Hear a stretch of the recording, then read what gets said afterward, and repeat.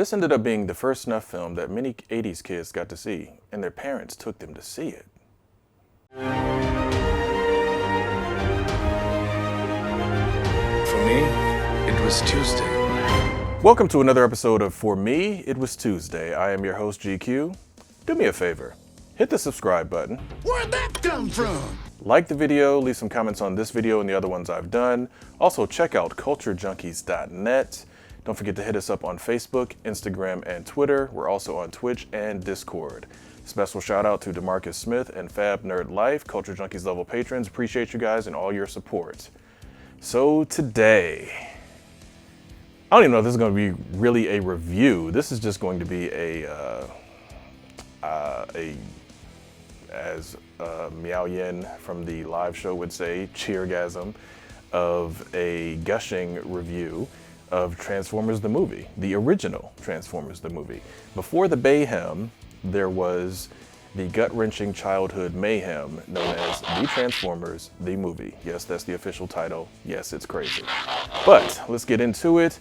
Obviously, this film, back in the day, released by Sunbow and Marvel, and DEG, De Laurentiis Entertainment Group, has been picked up by Shout Factory, has been picked up by a variety of places. Now I think Hasbro owns all of the rights to the actual film. But whatever, that's not important. What is important that this film had an ensemble cast. A couple years before Lion King did it, they brought in an extremely packed voice acting talent, voice acting roster when it comes down to the casting, including Peter Cullen, Leonard Nimoy, Eric Idle, Judd Nelson, Lionel Stander, Orson Welles, Susan Blue, and Robert Stack. Transformers the movie, let's just be 100% honest. I love this film. This is probably, I know for a fact, I saw this in theaters at least 10 or 11 times. The only film that has even gotten close to that number of me seeing it in theaters is Avengers Infinity War. I think that's the only one that I allowed to break that record, or at least come close to that record. But as far as seeing it at home, well over 100 times, easily. This film is by far one of my favorite films, period, bar none, end of story.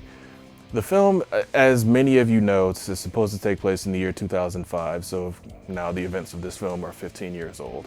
But it is essentially the cartoon's second season, essentially leading into their second season, coming to a head. It's literally Optimus and his band of Autobots versus Megatron and his band of Decepticons finally having their knockdown, drag-out fight on Earth.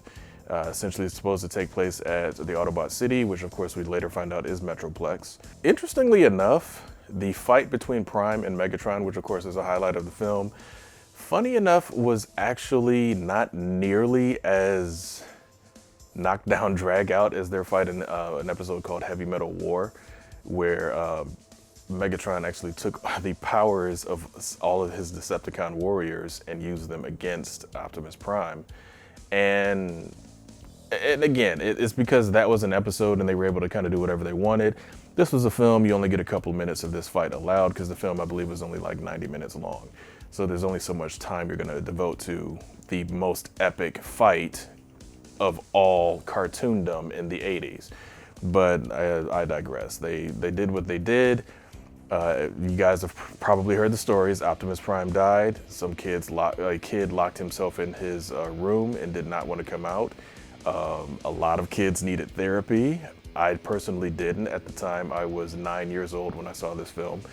And I understood that characters do die. I understood that people die. At that point, I'd already, experienced some family members that had passed. So it wasn't as gut-wrenching for me, but it still sucked. I mean, as a kid, it's like Optimus Prime was that deal. And to see him actually die was like, well, wow, they did it. They weren't kidding. It's like they killed him off. And then, of course, I hated Hot Rod throughout the entire movie because I felt he was the one responsible for that.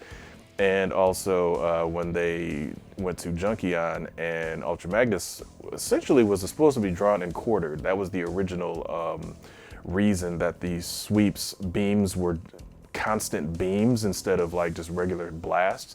He was supposed to have been drawn and quartered, essentially. Each one of those beams locked onto a limb, and they pulled in separate directions and ripped them apart. That was what was supposed to happen in that scene. And of course, they used that special liquid on Ultra Magnus and brought him right back. I'm thinking to myself, take some of that back to Earth and get Prime back. I don't care about Ultra Magnus, even though Robert Stack did an amazing job voicing the character. Also, when it comes down to it, there are a lot of, I don't know, there's a lot of characters in the film that were introduced. Springer, for example, RC, even though we had female Autobots before. But, yeah, I mean, you know, it was what it was. The movie itself is a lot of fun. Now, granted, by today's standards, there's flaws, there's problems with it as far as the story and all that. I honestly don't care. This is literally one of those movies where the nostalgia destroys all of the criticism for me. I honestly do not care about any of the flaws. I will overlook story, plot holes, all of that stuff for this particular film because this film has that special place for me.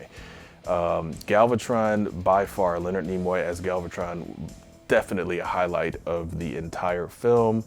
Leonard Nimoy was an amazing voice actor, amazing actor, period, but his voice was just perfect for Galvatron. And of course, later in the series, Frank Welker took over for the voice of as Galvatron in the series, because again, you can't afford Leonard Nimoy for an entire cartoon series. Just not gonna happen. Orson Welles' Unicron was awesome. Very cool moment to see Unicron transform from a planet into a planet-sized robot. Of course, they never, at the time, made a toy for Unicron. A little bit later, they made some interesting toys, but of course now Hasbro Pulse has released the full-size Unicron. And I hope I can get a hold of one of those, because I remember when they initially announced the Kickstarter, I did not like the idea of a company like Hasbro basically kickstarting a product. It's like, look, put the product out there, and if I like it, I'll buy it. Simple as that. But whatever, that they got some success with Jabba's sail barge, so they transferred that same idea to the Unicron toy. And then, yeah, hey, it looks pretty cool. So who knows? Maybe if I see one out there in the wild, I'll be getting it and unboxing it. So stay tuned. You never know.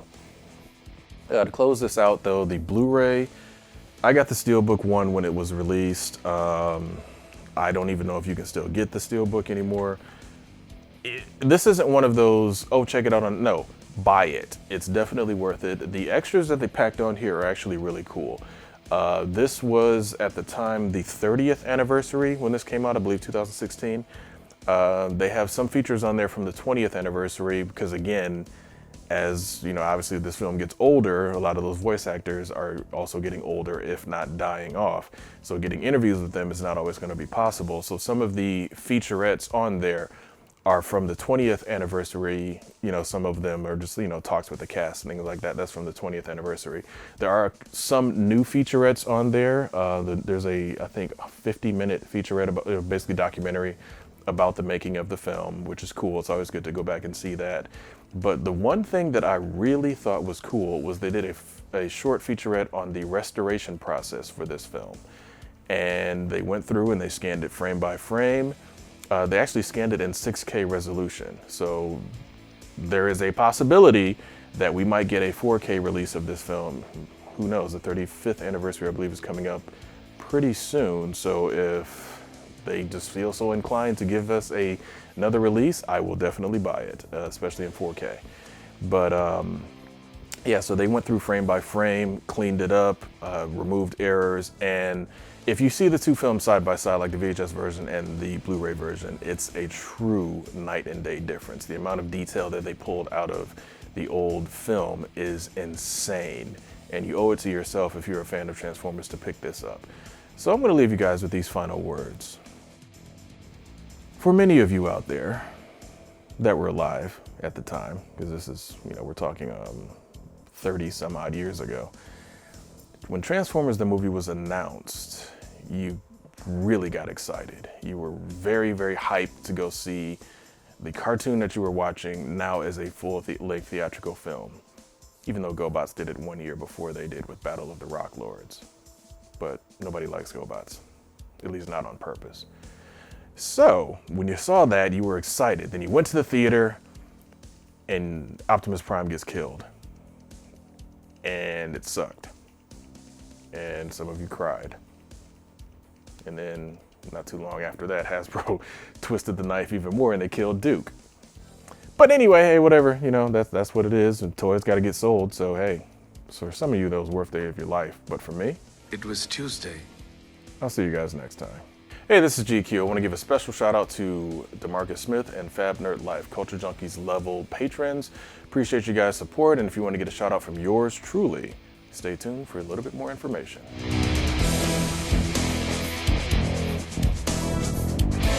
If you're enjoying our content, please consider going to our Patreon and becoming a supporter. There are different tiers to select from, and we thank you for your support.